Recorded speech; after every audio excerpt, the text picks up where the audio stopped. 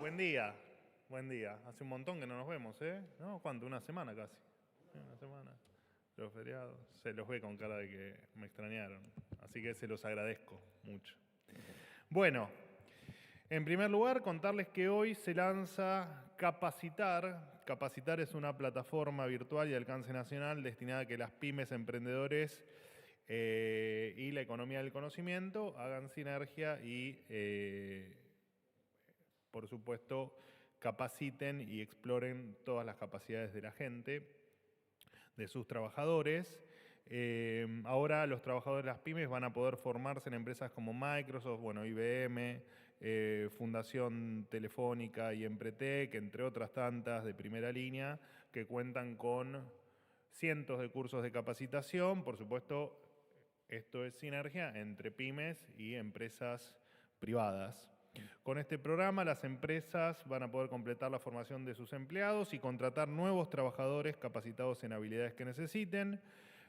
Entendemos, por supuesto, que hace 13 años que el empleo privado no crece, lo he dicho yo en reiteradas conferencias de prensa y lo ha dicho en un sinfín de oportunidades el presidente Milei, y, por supuesto, para cambiar esto, parte de ello pasa por la capacitación del personal, cuestión que nos parece esencial para generar trabajo, reactivar la economía y volver a incentivar la exportación de bienes y servicios.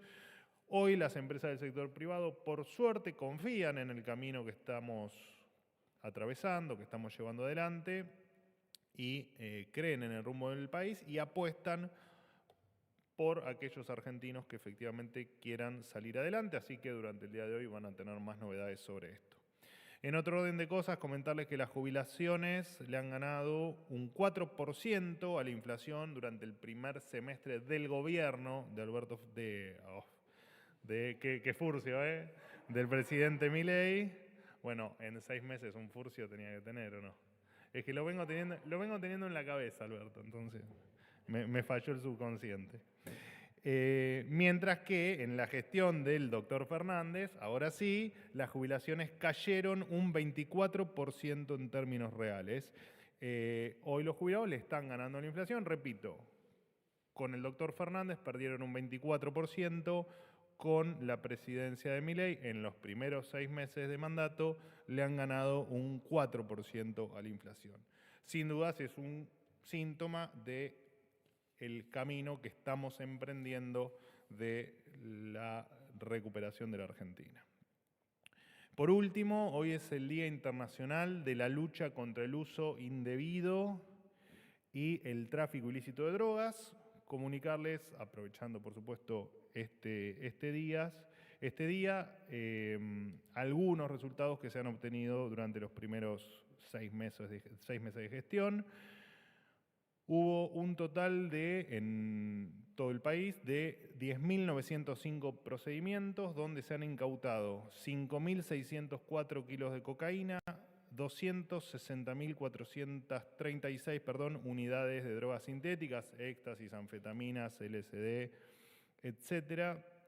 Se detuvieron 10.916 delincuentes por tráfico de drogas, se deportaron a familiares del narcoterrorista ecuatoriano Fito Macías.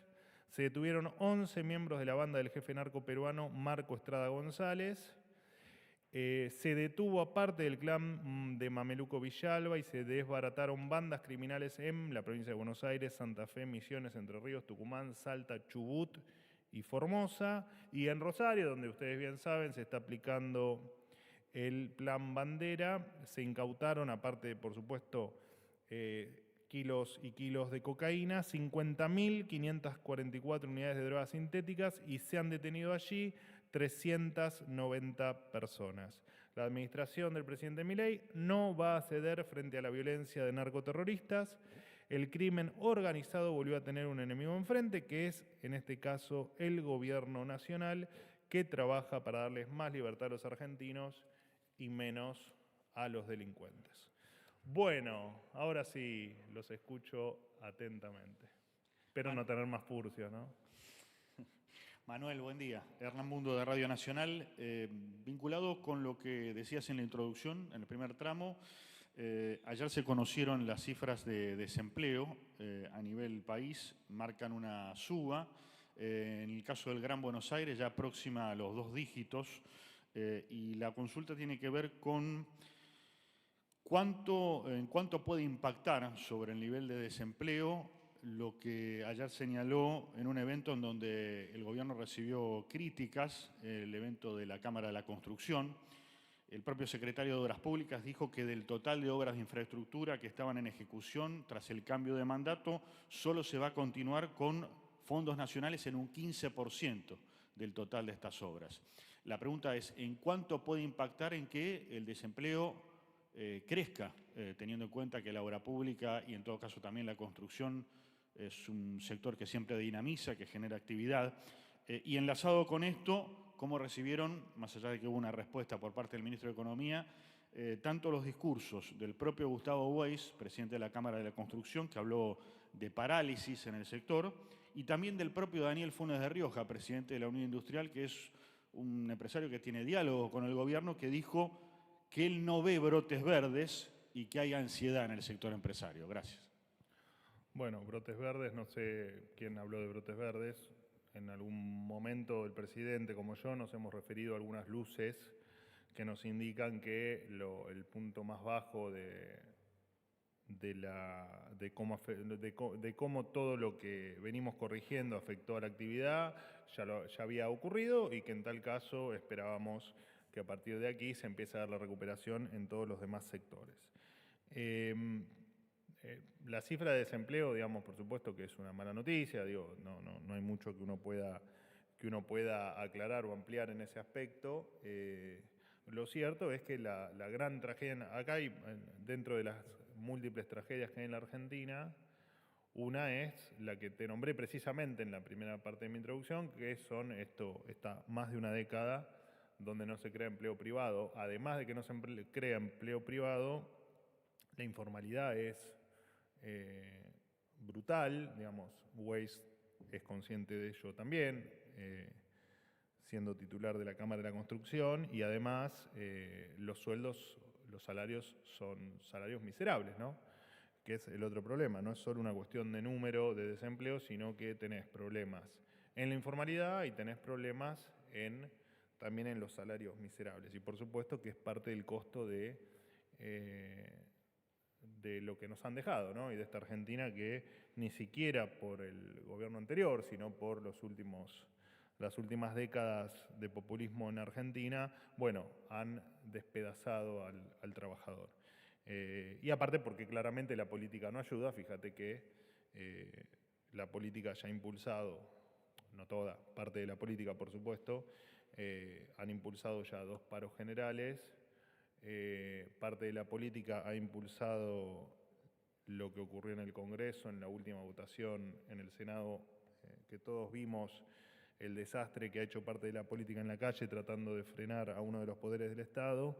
Así que, más allá de que es un mal dato, lo que estamos haciendo es corrigiendo todo lo que haya que corregir para que efectivamente no solo el número de desocupados mejore, que es el que vos me estás dando y que por supuesto nos preocupa, pero atacar si se quiere, las 2 variables más relevantes, ¿no? El nivel salarial en términos reales del salario en Argentina, que lo han destruido, y la informalidad, por supuesto, que también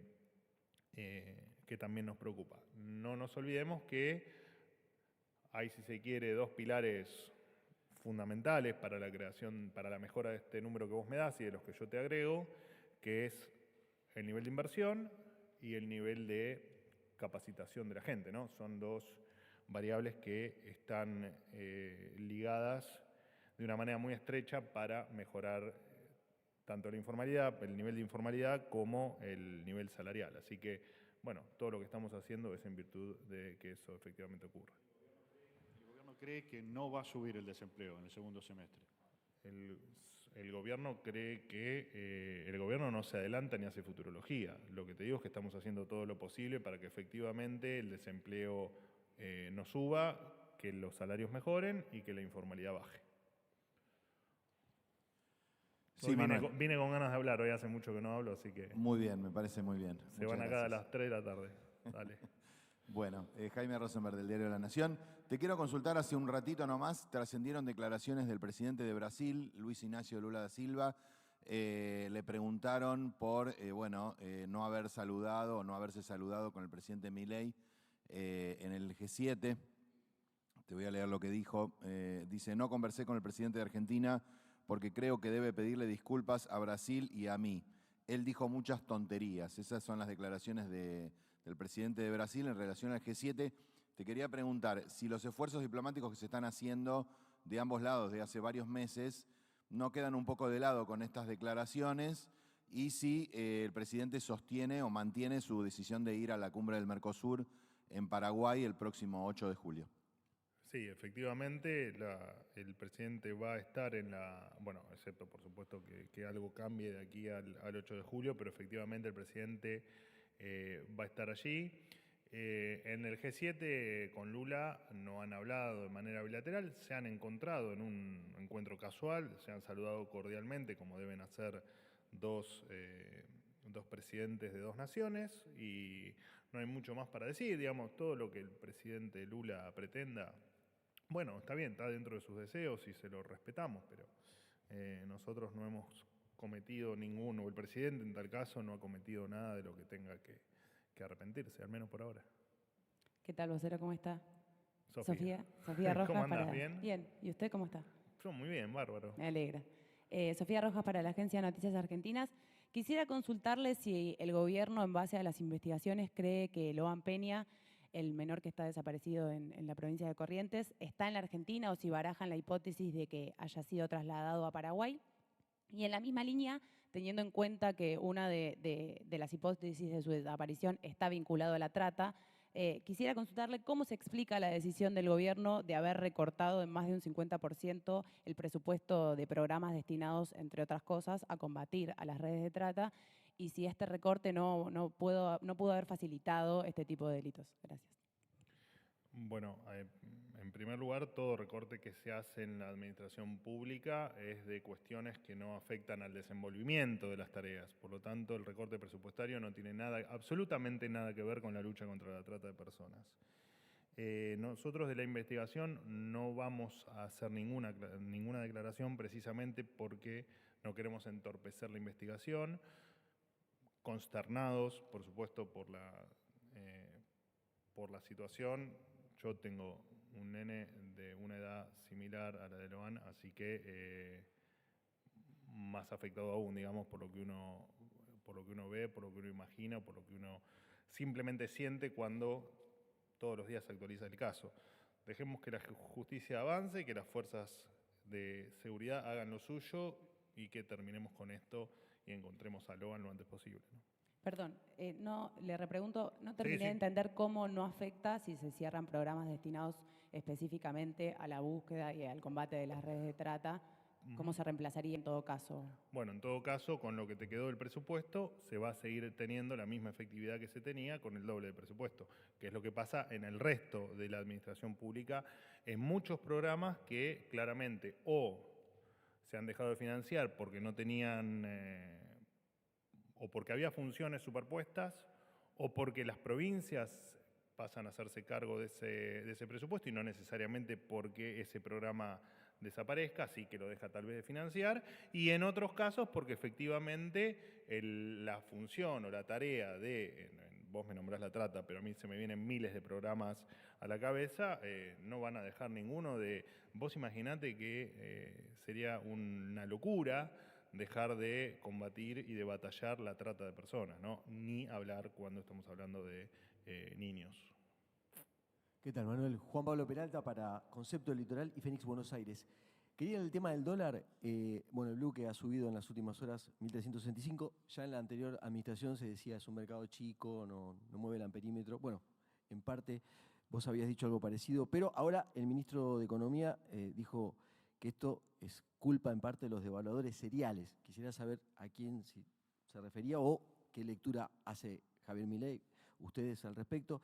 ¿Y qué va a pasar con el tema del dólar blend para los exportadores? Si se va a prorrogar o no, si tienen esa información ya o todavía hay que decidirla, porque no hay ninguna resolución del Banco Central.